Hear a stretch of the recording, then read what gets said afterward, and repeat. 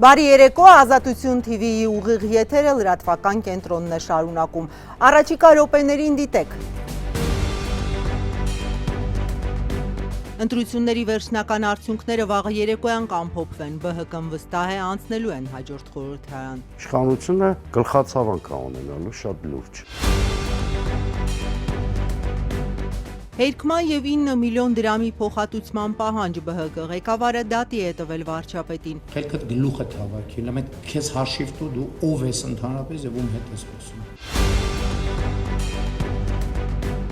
Ուկրաինայի վրա Ռուսաստանի հարձակման քննադատ Միխայել Վերբիցկին արդեն 24 ժամ է ձերբակալված է, ինչ կորոշի Երևանը։ Կարտահանձնի թե ազատ կարձակի գիտնականին, որոշման համար 72 ժամ ունեն։ Պակիստանը 24 ժամվա ընթացքում Իրանի հարցով համաձայնագրի ստորագրման մասին է հայտարարում։ Թեհրանից չեն շտապում հաստատել։ Ուկրաինայի և Մոլդովայի հետ անդամակցության շուրջ Բրյուսելի բանակցությունները կմեկնարկեն հաջորդ շաբաթասկզբից։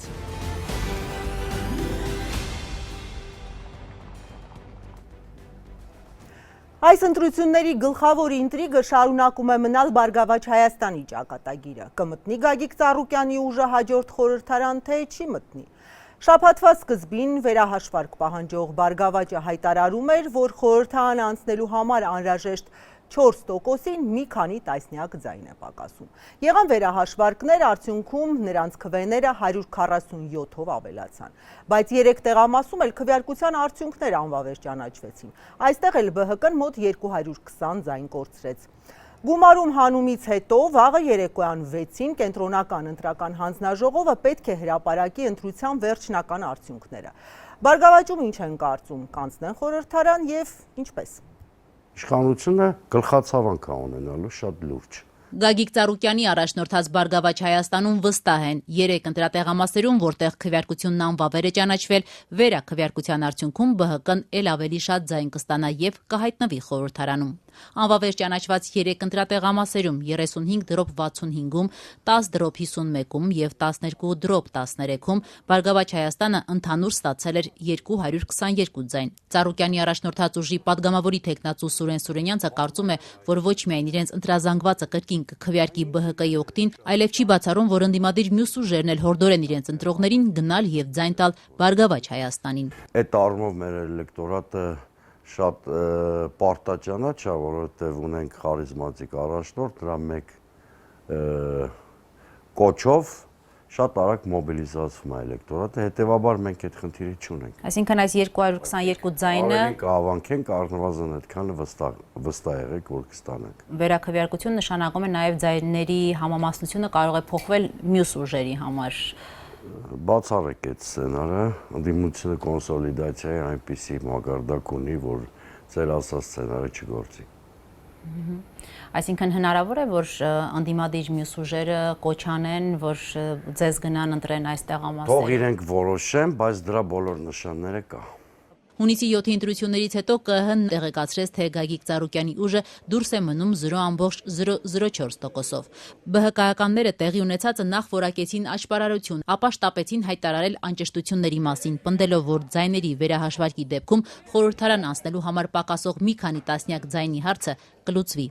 Այս շաբաթ ընտրատարածքային հանձնաժողովներում տեղի ունեցած վերահաշվարկից հետո ԲՀԿ ձայները իսկապես ավելացան 147-ով, սակայն դրան զուգահեռ 222-ով պակասեցին 3 տեղամասերի արդյունքներն անվավեր ճանաչելուց հետո։ Արդյոք ԿՀ-ն այդ տեղամասերում վերաքվեարկության որոշում կկայացնի, առայժմ պարզ չէ։ ԲՀԿ-ում սակայն վստահ են, վերաքվեարկություն լինելու է, քանի որ դա է պահանջում ընտրական օրենսգրքի 101-րդ հոդվածը, համաձայն որի ԿՀ-ն առանձին տեղամասերում վերաքվեարկության որոշում է կայացնում, եթե ընտրությունների ընթացքում տեղի են ունեցել այնպիսի խախտումներ, որոնք կարող էին ազդել ընտրությունների արդյունքների վրա։ Հակառակ պարագայում գործ կունենանք իրավական բեսպրեդելի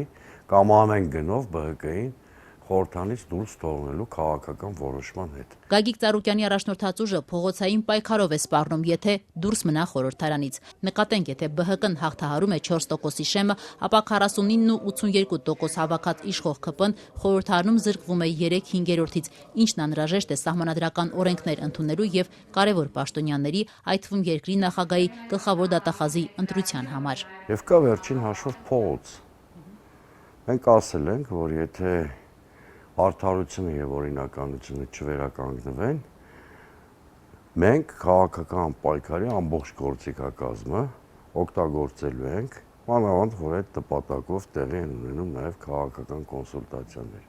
Կոնսուլտացիաները ինչի մասին, որ հայտարարեց ԲՀԿ ղեկավար Գագիկ Ծառուկյանը, հենց փողոցային պայքարի շուրջ է։ Ոչ միայն, շատ ավելի գլոբալ հարցերի շրջանակի շուրջ ներառվում են նաև բողոքի հնարավոր դրսևորումները։ Քոչարյանի եւ Սամվել Կարապետյանի դաշինքների ոչ միայն իրական ընդդիմությունը մարմնավորող բոլոր ուժերի հետ։ Սուրեն Սուրենյանցի համոզմամբ ԲՀԿ-ի խորհրդարան անցնել չանցնելու հարցը զուտ մեկ քաղաքական ուժի խնդիր չէ, այլ գործընթաց, որը ցույց կտա Հայաստանը մոտենում, թե ել ավելի է հեռանում ժողովրդավարությունից։ Մենք չենք հաշտվելու այն իրականության հետ, եթե ապօրինի մեթոդներով մեզ դուրս թողեն խորհրդարանից։ Իշխանությունը գլխացավանք է ունենալու շատ լուրջ, եւ փողոցի ձևով, եւ դիմադիր կոնսոլիդացիաների եւ այլն։ Մամուլը գրեց, թե իշխանությունը ԲՀԿ առաջնորդ Գագիկ Ծառուկյանին գործարք է առաջարկել եւ մերժում ստանալուց հետո է որոշում կայացվել, որ ԲՀԿ-ն չի հաղթահարում 4%-ի շեմը։ Վարչապետ Նիկոլ Փաշինյանը հերքեց այդ լուրերը, պնդելով, որ եթե ինքը որևէ գործարք առաջարկեր, ապա Ծառուկյանը հաստատ այն կընդուներ։ Գագիկ Ծառուկյանին ասենք, որ գործարք առաջարկենք, ծնկաչոք այդ գործարքին ընդառաջ կգար։ Ասենք ով է գործարք առաջարկել։ Գագիկ Ծառուկյանին կխնդրի, որ ես գործարք ստոյկա կտա Գագիկ Ծառուկյանը ստոյկա կտա, որ ես գործարք առաջարկեմ իրան։ Մենք ավելի շուտ ենք բացառել որևէ կոմպրոմիս, որևէ համաձայնություն ԿՊ-ի եւ Նիկոլ Փաշինյանի հետ, հետեւաբար վերջինիս խորհուրդ կտամ պատեպատ չտալ իրան, ինչ-որ բան հերքելու, որը գոյություն չունի։ Մենք իր հետ զրուցելու մի թեմա ունենք, այդ իր անցնցում հեռացման տարբերակները քննարկելն է։ Հունիսի 7-ի ընտրություններից 2 օր անց առանց կենտրոնական ընտրական հանձնաժողովի համաձայնության ԲՀԿ առաջնորդ Գագիկ Ծառուկյանը մեղադրյալի կարգավիճակ ստացավ։ Նրա դեմ նոր քրեական գործ հարուցվեց առանձնապես խոշոր չափերով հարկերից խուսափելու համար։ Ինչպես պարզաբանել էր ՊԵԿ նախագահը, խոսքը տարիներ առաջ վառելիքի ներմուծման ոլորտում թաքցրած հարկերի մասին է։ Ծառուկյանը անհիմն է որակում այդ մեղադրանքը։ Վարչապետ Փաշինյանը թե նախընտրական եւ թե հետընտրական շրջանում պարբերաբար խոստացել է Ծառուկյանին բանտ ուղարկել, իսկ նրա շքեղ առանձնատունն դարձնել ծերերի խնամքի կենտրոն։ Մինչ այդ Ծառուկյանը կգնա խորհրդարան, թե ոչ, պարզ կդառնա վաղը։ Այս ընտրությունների գլխավոր ինտրիգը կհանգուցալուծվի ԿԸՀ նիստում, որը նախատեսված է վաղը երեկոյան ժամը 6-ին։ Իդեպ երկու տեղամասերում ընտրության արդյունքները անվավեր ճանաչելու կենտրոնական ընտրական հանձնաժողովի որոշումների դեմ Բարգավաճ Հայաստանը հայցեր է ներկայացրել վարչական դատարան։ Մեկը այս պահին քննվում է, մյուսի քննությունը 2 ժամով հետաձգվել է։ Քննությանը որպես երրորդ կողմ մասնակցում են ընդդիմադիրներ ուժեղ Հայաստանի ներկայացուցիչ Արամ Վարդևանյանը եւ Հայաստան դաշինքից Արծվիկ Մինասյանը։ Իշխող քաղաքացիական պայմանագիրը բացակայում է։ Ներկայացնում ենք 3 հիմնական հիմնավորում, առաջինը, որ Բարգավաճ Հայաստան կուսակցությունը հանդիսանում է շահագրգիռ անցքանի օր այդ փոփոխությունների արդյունքում, այդ անվավեր ճանաչելու արդյունքում 4%-ի շեմի հաղթահարման խնդիրի առաջանում, այսինքն առանց դրանացնում է 4 շեմ անվավեր ճանաչելու դեպքում չի անցնում 4 շեմը, որը երբ որ ասում եմ անցնում է կամ չի անցնում հիմքնությունում, այսօր ավելի շուտ ու 3 ավելի ուշ հրապարակած վերահաշվարկի արդյունքները, որոնց արդյունքում առանց անվավեր ճանաչելու Բարգավաճ Հայաստան կուսակցությունը 4%-ը անցնում է։ Եվ որպես հիմք նշել ենք համապատասխանաբար այն, որ 47-ի մեկ հոդվածը հնարավորություն չի տալիս կենտրոնական ընտրական հանձնաժողովին վերանայել այս որոշումը, որովհետև ուղղակի բացառություն է նախատեսված, բացառությամբ ընտրությունների արդյունքներով ընդունված որոշումների ձևակերպումն է տված։ Հետևում ենք նիստին, նորության դեպքում կտեղեկացնենք։ Այս ընտրությունների հաջորդ ինտրիգն էլ այն է, կվերցնի ընդդիմությունը մանդատները, թե ոչ։ Երրորդ արդյունքը գրանցած Հայաստան դաշինքի առաջնորդ Ռոբերտ Քոչարյանը երեկ ասել է, դա ընդդիմության համատեղ որոշումը պետք է լինի։ Մինչ այդ վերահաստատել է, իրենք քվեարկության արդյունքները վիճարկելու են սահմանադրական դատարանում։ Մենք վերջնական որոշում չունենք մանդատների հետ կապված, ուղղակի սա այն որոշումն է, որը պիտի կայացվի խորհրդակցելու նաև այլ ընդդիմադիր ուժերի հետ։ Վերջնական որոշում չկա, բայց հետևյալը պետք է ասեմ, պայքարը եթե պետք է շարունակվի, ապա պետք է օգտագործես բոլոր գործիքները, որոնք հնարավոր են։ Հիմա մանդատները դա լուրջ գործիք է պայքարը շարունակելու համար։ Իմ ազնական մոտեցումը սա է, բայց կրկնեմ, վերջնական որոշումը չկա։ Բայց որ պայքարը շարունակելու են, ուղղակի այստեղ կասկած չի կարող լինել։ Նաև փողոցը նկատի ունեք։ Նաև փողոցը տարբերությունը հետևյալի մեջ է։ Լեգիտիմությունը իսկապես լուրջ կասկածի տակ է։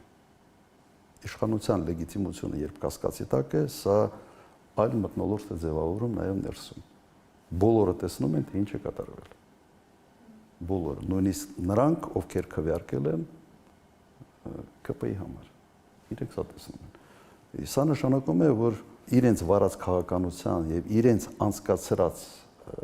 ընտրության, այսպես ասենք, փլատակների տակ մնալու է հենց ԿՊ-ն։ Եվ չեմ կարծում, որ դա տևելու է շատ երկար։ Իդեպ այսօր հայտնի դարձավ, որ ԲՀԿ առաջնորդ Գագիկ Ծառուկյանը դատի է տվել Նիկոլ Փաշինյանին։ Մեծահարուստ ընդդիմադիր գործիչը վարչապետիչ պահանջում է հերքել մայիսի 28-ի ճեպազրույցում իր հասցեին արած արտահայտությունները եւ որպես փոխհատուցում վճարել 9 միլիոն դրամ, 6 միլիոնը զրպարտությամբ պատճառված վնասի, 3 միլիոնը որպես վիրավորանքի փոխհատուցում։ Նախընտրական քարոզարշավի ընթացքում ԿՊ առաջնորդը պնդել էր, թե Ծառուկյանը Հայաստանի ժողովրդին թալանել է։ Սա մեջբերում էր։ Ծառուկյանը ասում ապացուցի, որ շպիոն է։ Շպիոնին օտարերկրյա հատուկ ծառայության ցուցումով է ինքը Անդրանիկ Թևանյանին ներառել իր ցուցակ։ Ինքը գործակալ է։ Այդ ժարգոնն էլ ասում եմ, որ մի հատ խելքդ գլուխը հավաքի։ Խելքդ գլուխը հավաքի, լավ այդ քեզ հաշիվ տու դու ով ես ընդհանրապես եւ ում հետ ես խոսում։ Հանցագործ։ Սա քեզնով էլ կզբաղվենք, Ծառուկյան Գագիկ, պատրաստվի արած ցեմենտը սեփական պետականացնում ենք եւ այդ հանցավոր գործարքի համար դու խանամիտ պատասխանատվություն եք կրելու Հայաստանի ժողովրդին թալանելու համար։ Եվ պատրաստվի, որ դղյակը դառնալու է ծերերի խնամքի կենտրոն մինչև 2031 թիվ։ Ես Հայաստանի ընտրողների առաջ դա խոստանում եմ։ Առյուծը չգիտեմ, բայց դու պատրաստվի, որ վանդակում ես ապրելու առաջիկա տասնամյակներում։ Հետդ էլ որց կլինի անպայման, խոստանում եմ։ Երևանի ընդհանուր իրավասության քաղաքացիական դատարանը հայցը 3 քննության է ընդունել։ Եթե այն բավարարվի, հերքումը պետք է հրապարակվի 13 լրատվական կայքերում կամ նրանց YouTube-յան հարթակներում։ Ընտրություններն անցան, մարդիկ արդյունքները բառից բուն իմաստով դեռ իրենց մաշկին զգում են։ Կիրանցի ընտրությունների վերաբերյալ գրառումից հետո դեռ սահմանազատման գործընթացից հայտնի Գոհար Վարդանյանից ազատման դիմում են պահանջել։ Գոհարը սահմանամերձ այդ գյուղի համայնքապետարանում է աշխատում։ Ով է եղել պահանջողը եւ ինչ հիմնավորմամբ։ Ազատությունը փորձել է ստանալ այս հարցերի պատասխանները։ Սահմանամերձ Կիրանցում ֆեյսբուքյան գրառումն աշխատանքից ազատման պատճառ է դարձել։ Գյուղապետարանի աշխատակից Գոհար Վարդանյանն ասում է, իրեն հարկադրել են ազատման դիմում գրել ընտրությունների արդյունքների վերաբերյալ սոցիալական ցանցում արած գրառումից հետո։ Քանի որ հրապարակել է ընտրությունների համար, թե ոնց է ձևավորվել այդ արդյունքները, պահանջեցի, որ ջնջեմ, չեմ ջնջել։ Հունիսի 10-ով թվագրված դիմումի մեջ Գոհար Վարդանյանը որպես աշխատանքից հեռանալու պատճառ նշել է. այլևս չեմ կարող լինել այս բարոյապես քայքայված համակարգի մի մասը, որը ոտնահարում է իմ ազատ խոսքի իրավունքը։ Գոհարը, որ նախկինում էլ հաճախ է իշխանությունների հասցեին քննադատություններ հնչեցրել, սահմանազատման մասին պաշտոնականից տարբերվող կարծիք հայտնել, ասում է, այս անգամ իրեն չներեցին։ Ինքն էլ համայնքային աշխատանք թողնելու պահանջին չկարողացավ դիմադրել։ Իշխանությունները քննարկվել է, ես գիտեմ էլի ուզել եմ ստանալ աշխատանքի, բայց երևի այս այն աներելին է իրաց կողմից հակերտավոր աներելին, Այսինքն նախկինում էլ եղել են պահանջներ ազատման դիմում գրելու։ Քանի անգամ քննարկվել է, որ ինձ պետք է գործից հանեն, ինձ վստահ եմ եղել, որ եթե հաղթի իշխանությունը կամ կհանեն ինձ աշխատանքից, կամ կստեղծեն նպաստավոր պայմաններ, որ ես չեմ կամ դուրս գամ աշխատանքից։ Գոհարը հունիսի 7-ի ընտրությունների հաջորդ օրը Facebook-ում հակադարձել էր հրապարակային ամոթանքներին, թե այդ ինչպես է իշխող քաղաքացիական պայմանագիրը 55% ստացել Կիրանցում, որտեղ 2 տարի առաջ բողոքի ակցիաներով ուղեկցված սահմանազատումից հետո որոշ տարածքներ Ադրբեջանի վերահսկողության տակ անցան։ Կիրանցի գյուղապետարանի աշխատակիցը, որ քվեարկության ողջ օրը նաև գյուղի միակ ընտրատեղամասում է եղել, իր Facebook-յան էջում գրել էր, թե այդ ձայները միայն գյուղի բնակիչները չեն տվել։ Կոնկրետ թվեր էր բերել, փաստելու, որ քվեարկածների մի մասը սահմանապահներ են, զինծառայողներ ու այդ օրը գյուղում գտնված այլ անձինք, որոնց քվեարկությունը էականորեն փոխել է պատկերը։ Երբ հրապարակվեցին ընտրությունների արդյունքները, հանրային թիրախավորման կիզակետում հայտնվեցին սահմանամերձ գյուղերում ապրող մարդիկ։ Իսկ ատելության ամենամեծ չափաբաժինը հասավ կիրանցեցիներին։ Կիրանցում ընտրել են նաև սահմանապահներ, ժամկետային զինծառայողներ, ինչպես նաև Կիրանցում չապրող, այստեղ գրանցում չունեցող մարդիկ։ Մարդիկ, որոնց ես առաջին անգամ էի տեսնում։ Սիրելի իշխանություն, դուք թքած ունեք այս մարդկանց վրա։ Ձեր համար կարևորն այն է, որ ցույց տաք Կիրանցում մարդիկ գոհ ու շնորհակալ են։ Եվ էական չէ, թե իրականում ինչ են մտածում ու զգում այս մարդիկ։ Սիրելի ընդդիմադիր մարդիկ, դադարեցրեք հասարակ մարդկանց դարձնել քավության նոխազ եւ փորձեք խնդիրները փնտրել այլտեղ։ Գրառումից ժամեր անց ըստ Գոհար Վարդանյանի իրենից պահանջել են ջնջելային։ Մերժում ստանալուց հետո զանգն արդեն ազատման դիմումի պահանջով է եղել։ Ով եւ ինչի հետ համաձայն չի եղել կամ գրառման որ մասն են խնդրահարույց համարել։ Իրենց նպատակը ցույց տալ է, որ ինչպես մնացած սահմանամերձ գյուղերում ու նաև Կիրանցում մարդիկ գոհ են ամեն ինչ լավա եւ գնացել են իրենց իշխանություններին։ Իսկ իմ հրապարակումը դրա հակառակն է ցույց տալիս, որ բացի Կիրանցիներից Կիրանցում քվեարկել են նաև այլ մարդիկ։ Ընտրությունների հրապարակված արդյունքների համաձայն Կիրանցում 307 մարդ է քվեարկել, որից 62-ը, այսինքն 20%-ը լրացուցիչ ցուցակներով։ Քվեարկածների 55%-ն իր ձայնը տվել է քաղաքացիական պայմանագրին։ Ընդդիմադիր ուժեղ Հայաստանն այստեղ 46 քվե է ստացել, Հայաստան դաշինքը 30։ Մյուս կուսակցությունները կամ ձայն չեն ստացել, կամ էլ մինչև 1 տասնյակի են հասնում։ Գոհարի համոզմամբ, եթե միայն տեղացիները քվեարկեին, ԿՊ-ն այստեղ մեծամասնություն չէր ստանա։ Ես վստահ եմ, որ գյուղում եղել են մարդիկ, ովքեր ընտրել են ԿՊ-ին, դա նորմալ է, իրենց իրավունքն է, բայց ես շփվում եմ մարդկանց հետ, իմ հետ անկեղծ են վստահում են, ու ցույց տա, որ 55%-ը ընտրել է քաղաքացիական պայմանագրի կուսակցությանը, կիրանցիների սխալ է։ Գոհարը հաստատեց, որ ընտրություններին վերաբերող իր գրառումից հետո ազատման դիմում է գրել նաև իր անմիջական ղեկավարը, բայց հրաժարվեց պատասխանել Ազատության ճշգրտող հարցին, արդյոք անմիջական ղեկավար ասելով Կիրանցի վարչական ղեկավար Կամո Շահինյանին նկատի ունի։ Հրաժարվեց պատասխանել նաև, թե կոնկրետ ովքեր են իրեն գրառումը հեռացնելու կամ աշխատանքից ազատվելու պահանջ դրել՝ Իջևանի համայնքապետարանից, մարզպետարանից, թե այլ կառույցներից։ Իմ ղեկավարին ասել է, որ պետք է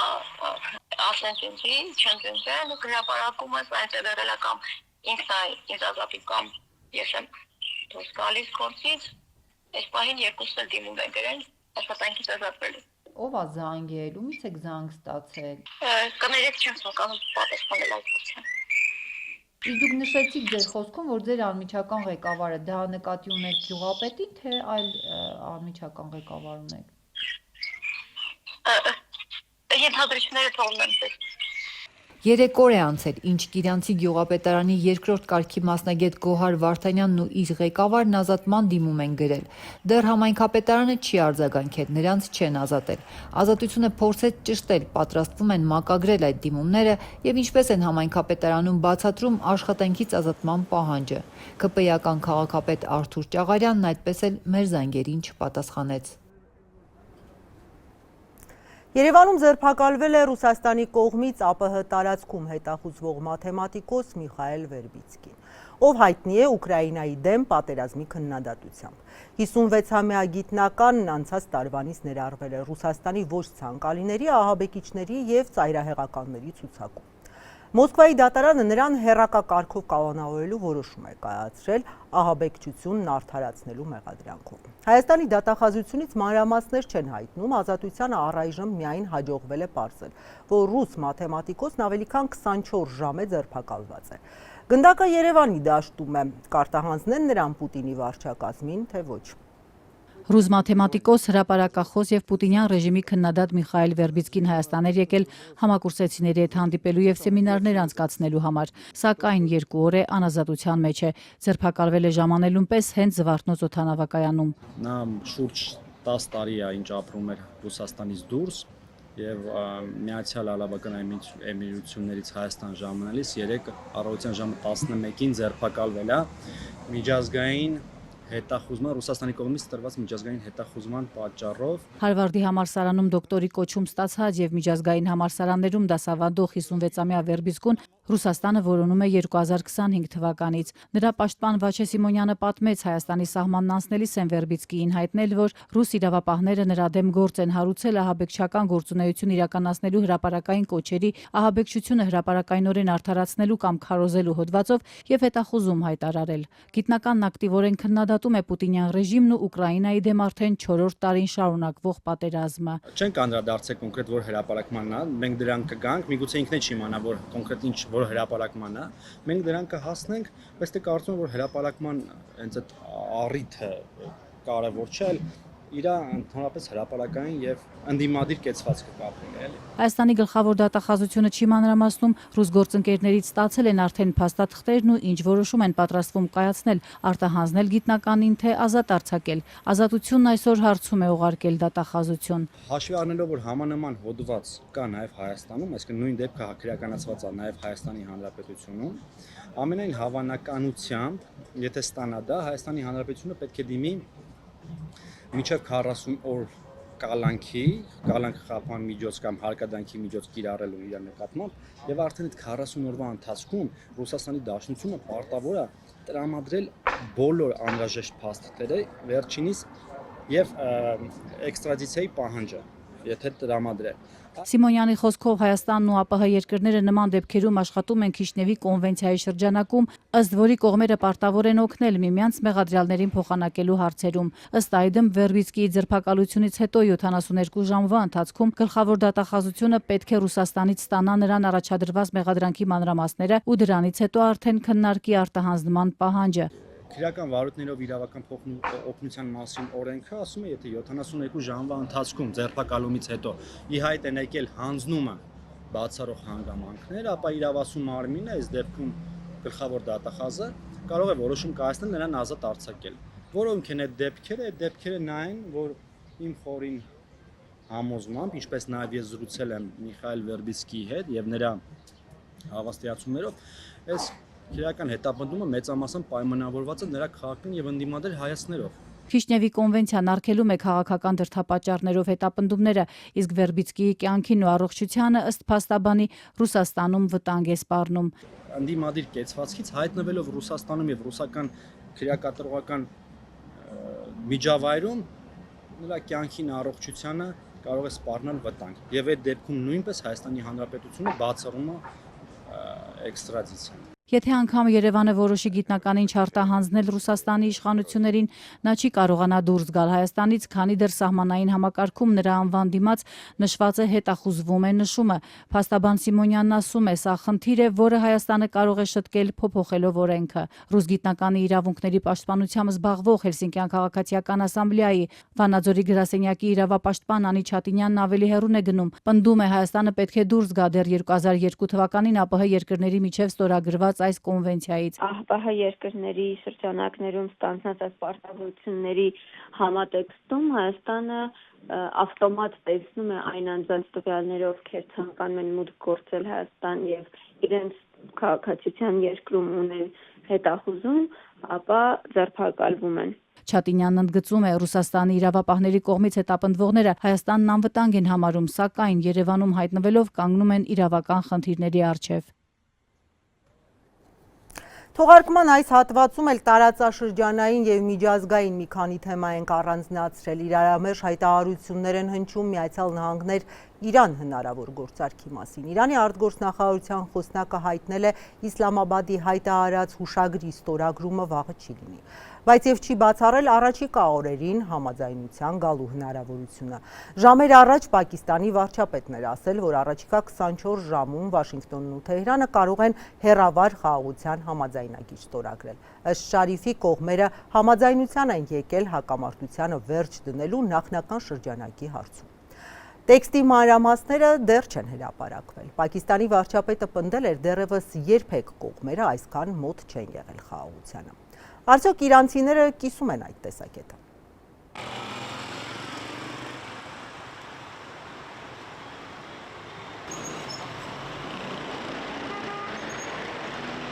Հիմա կարևոր է, որ կարողանանք համաձայնության հասնել փուլային ձևով, ոչ թե ինչպես նախորդ միջուկային համաձայնագրի դեպքում, երբ մենք առաջինը քայլ կատարողն էինք։ Մենք պետք է կարողանանք քայլ առ քայլ մեր պահանջները պարտադրել։ Իմ կարծիքով մեր պահանջները փուլ առ փուլ առաջ տանելու կարողությունը արդեն իսկ մեծ ձեռքբերում է։ Այն ամենի հետ մեկտեղ, ինչին Աստծո կամոք հասել ենք ռազմաճակատում, կարող ենք նաև հաջողության հասնել դիվանագիտության մեջ։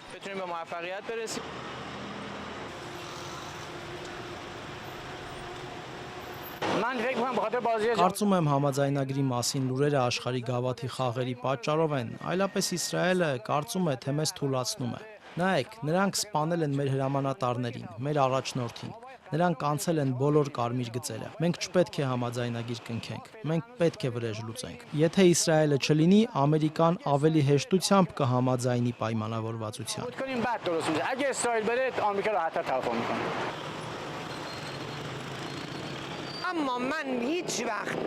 Ես երբեք չեմ վստահում Թրամփի խոսքերին կամ նրա ներկայացուցիչ Նեթանյահուին։ Նա կրակի է մատնել մերձավոր արևելքը։ Ես երբեք չեմ ընդունում նրանց ասացները։ Սակայն ամեն դեպքում մենք հետևում ենք գերագույն առաջնորդի խոսքերին։ Մենք երբեք չենք խախտել մեր պարտավորությունները։ Նրանք են դա խախտել։ Եվ հնարավոր է, որ դա կրկնվի ու Միացյալ Նահանգները կրկին հրաժարվի իր պարտավորություններից ու հանձնառությունից։ Սակայն եթե նրանք կրկին որոշեն խախտել պարտավորությունները եւ հարձակվել Իրանի Իսլամական Հանրապետության վրա, ապա մեր զինված ուժերի պատասխանը կլինի ավելի վճռական եւ ավելի ուժեղ, քան նախկինում։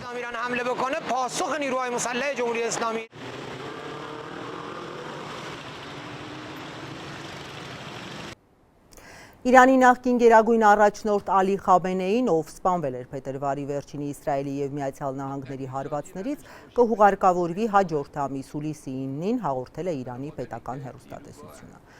Իրանի գրեթե 37 տարվա առաջնորդին հրաժեշտ կտան նրա հայրենի քաղաքում հյուսիսարևելյան Սուրբ Մաշհադում նախատեսված սգո արարողությամբ, որն ի սկզբանե պետք է տեղի ունենար մարտին, սակայն պատերազմի պատճառով հետաձգվել էր։ Մինչ այդ հուլիսի 4-ից Թեհրանում երրորդյա հիշատակի արարողություններ կանցկացվեն, եւս մեկը տեղի կունենա հուլիսի 7-ին Ղոմում, Սուրբ քաղաքում։ Եվրամիությունը պատրաստվում է եկող շաբաթասկզբից արդեն պաշտոնապես Ուկրաինայի եւ Մոլդովայի հետ բանակցություններ սկսել անդամության շուրջ։ X-ում հայտնել է Եվրահանձնաժողովի նախագահը։ Ուրսուլա ֆոն դեր Լայենն ասել է, որ Եվրամիության անդամ բոլոր պետությունները համաձայնել են կանաչ լույս վառել այդ ճանապարհին, այդ թվում Հունգարիան, որը 2 տարի առաջ վետոյի իրավունքով արգելափակել էր գործընթացը։ Ուկրաինայի նախագահ Զելենսկին շնորհակալություն է հայտնել եվրոպացի դաշնակիցներին, ընդգծելով, որ բանակցությունների սկիզբը նշանակալի քաղաքական եւ բարոյական աջակցություն է Ուկրաինային եւ ուկրաինացի ժողովրդին։ Մոլդովայի նախագահ Սանդուն նույնպես ողջունել է որոշումը, X-ում գրելով. «Մենք պատրաստակամ ենք շարունակել բարեփոխումները»։ Բանակցությունները սովորաբար տևում են տարիներ եւ չկա որևէ երաշխիք, որ դրանք հաջողությամբ կավարտվեն։ Օրինակ, Թուրքիայի դեպքում բանակցությունները սկսվել էին ավելի քան 20 տարի առաջ, բայց այսօր լիովին դադարեցված են ժողովրդավարության, օրենքի գերակայության եւ հիմնարար իրավունքների ոլորտում Անկարայի շարունակական հետընթացի պատճառով։ Կիևում մարդիկ տարբեր կարծիքներ ունեն, թե սա ինչ կտա Ուկրաինային ու որքան արագ կգնա գործընթացը։ Я покладаю великі надії, є деякі сумніви щодо того, Ես մեծ հույսեր ունեմ, որոշ կասկածներ կան, թե արդյոք պատերազմի ընթացքում մեզ կընդունեն Եվրոպական միություն, բայց սա առաջին քայլն է եւ ինձ թվում է, որ դա ճիշտ քայլ է։ Ես ինձ կզգամ այսքան լայն ժողովրդավարական աշխարհի քաղաքացի եւ դա արդեն շատ լավ է։ Ինձ թվում է, որ սա արդեն վստահ քայլ է դեպի Եվրոպա։ широкого демократичного світу. Սա լավ նորություն է, բայց դա այնքան երկար գործընթաց է։ Ես դեռ չեմ հավատում, որ սա ինչ-որ կերպ էականորեն արագացրել է մեր նպատակը՝ Եվրամիությանն անդամակցությունը։ Իսկ դա ինչպես կարող է ազդել մեր պատերազմի վրա։ Մենք Եվրամիությունում չենք եւ Եվրամիությունը մեզ չի պաշտպանում։ Մենք այս ամենն անում ենք մեր սեփական զինված ուժերով։ Хороший знак для нас усіх, але у нас попереду Սա լավ նշան է բոլորիս համար, բայց արշևում դեռ շատ աշխատանք կա եւ մենք պետք է բազմաթիվ օրենսդրական փոփոխություններ իրականացնենք։ Հիմա դժվար է ասել, բայց ես ավելի лав տնտեսական զարգացման եւ ավելի մեծ կայունության հույս ունեմ։ сподіваюся, що буде кращий. Політичний тиск в першу чергу йде на ЄС, але рух Քաղաքական ճնշումը առաջին հերթին ուղղված է Եվրամիության վրա, բայց շարժումը ճիշտ ուղղությամբ է գնում։ Վաղուց ժամանակն էր սկսել։ Քաղաքականությունը սկզբունքորեն կարող է կանգնեցնել գործընթացները, բայց այս կոնկրետ քայլը չեմ կարծում, որ որևէ արագացում կբերի։ Ավելի շուտ դա ազդանշան է, որ Եվրոպան պատրաստ է երկարաժամկետ աջակցություն ցուցաբերել Ուկրաինային։ до високої конкуренції. Վերադառնանք Հայաստան, Շիրակում հաշվում են 2 օր անընդմեջ տեղացած ուժգին կարկուտի հետևանքները։ Տեղ-տեղ ընդհանրապես բերքի հույս չունեն։ Մարզային իշխանությունները հանձնաժողով ձևավորել խոստացել են, բայց փոխհատուցում կլինի թե ոչ, Երևանում պիտի որոշեն։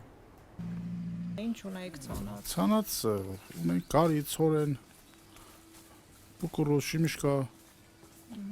կարտոֆիլ։ Ասկում ապրող Աշոտ Արաքելյանի դեպքում կարկուտը ծեծած տեղն է ծեծել ամիսներով մշակած մոտ 30 հեկտարը արդեն երկրորդ անգամ է գրեթե հողին հավասարվել, տուն բերելու անբարելու ոչինչ գրեթե չկա։ Կարտոֆիլը չէր, նոր քիչը մերցել է, կարի ցորենից вообще հույս չկա, հողին է հավասարացրել։ Կուկուրուզներն էլ ջարդել էլ չդենք, կլկցելի չէ, նորից վերացանց պտենենք։ Շիմիշկեկը։ Վնասը ինչ է, հաշվելու բան չկա դրել։ 100% խոսքել վсё, դա բուժում չկա։ Ինչքան գումար եք ներդրել։ Գումարը դիք ահակին։ Աշոտ Արաքելյանի պես երեկվա կարկուտից հետո վնասներն են հաշվում նաև Արթիկի տարածաշրջանի մի քանի գյուղերի ու Ախուրյանի բնակիչները։ Ասում են անցած տարվա վնասի փոխհատուցում կառավարությունը տրամադրեց, բայց քիչ էր, 1 հեկտարի համար 50,000 դրամ։ Ես չես էդիկ փոխհատուցում է։ Կրած վնաս ինչ տոկոս ստացա, քիչ չէ։ Դա շատ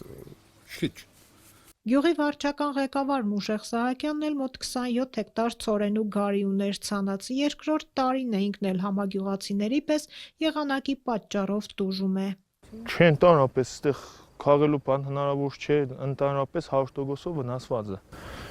Ինչքան գումար եք ներդրել հողատարածքի։ Դե մի հեկտարի հաշվով 200,000, 250,000 գումար ծախսվել է։ Նա այստեղ ինչ խճարտ է։ Ինքը տապկել է, համ ուժեղ բան էր, կարգուտ էր, համ ուժեղ քամի էր հետը։ Այդ ուժեղ քամու ու մեկ է այդ կարգուտի հետ իրար երկուսը իրար հետ նույն պահին եկան, այդ քամին էլ արդեն լրիվ ծեծկեց, էլի, լրիվ ջարդեց։ Կարգուտն է բավականին խոշոր էր։ Մի 70-80 սանտուց ավել փոյ ուներ։ Մոդավոր մեսկան կլիներ արդեն։ Հիմի չէ, հողին է հավասարվել։ Փոշմանել է, որ չի հասցրել ցանկատարածություններն ապահովագրել, եթե ապահովագրեր 100% վնասի դեպքում ներդրած գումարը ետ կստանար։ Փոշմանել ենք։ Ու այդ չապահովագրելու միակ մեղավորը մենք ենք։ Հեկտարի հաշվով 6800 դրամ աշնանացան ցորեններ, 5000 դրամ, թե 5500 էլ գարիներ, որն որ ընդհանրապես իրենից գումար չէր ներկայացնում։ Այսինքն հիմա եթե ապահովագրացնեք, գոնե ծախսը չէ, ըստ էության։ Հաստատ, ծախսնել, դե հա կարող է մարտել լիներ, որ ծախսից ավել էլ ստանար, որովհետև այդ ամեն մեկը չեն տվել, այդ պարադանյութը, այդ վիտամինները, այդ նորմալ մշակումը Դե մի 200,000-ից 250,000 փոխհատուցում հեկտար։ Կառավարությունը այս տարվանից է կարկտահարության դեպքերը ներառել ապահովագրվող դեպքերի ցանկում։ Շիրակի մարզում ընդամենը 2750 հեկտար է ապահովագրվել, ամբողջի մոտ 10%-ը։ Գումարի չափը 1 հեկտարի համար 6-ից 10,000 դրամ է կազմում։ Գյուղացիների 90%-ը փաստացի այդ հնարավորությունից չի օգտվել։ Սացիլների նայեսկը ճիշտ է թփերը կա, միջի օզը չկա։ Որնոր բերկն է, չկա այդ բերկը։ Ինքը վերականգնելու ենթակա չէ, այսինքն մի 30%-ը մնացել է մեջի լրի, որ ինքը ասենք նորմալ է։ Բայց դե հիմի ասենք այդ 30%-ն որ թողած, իմաստ չկա, ինչ որ տաշտը դարդակ մնա։ Ստիված մի հենց անձամբ կաղամպ է, որ ներ կաղամպն է, դու կոնկրետ չեմ կսե թիվը իշկան է, կաղամպը դի նորից քանդեն թափեն, թազա տնգեն, որտեվ սենք եթե դիմարգի մեջը 500 հատի 30%-ը մնացած են, իմաստ չունի, էդիկ ինչ-որ մենակ սև հողը թողես մշակե, բան որը մտնի սև հողի մեջը ֆերա։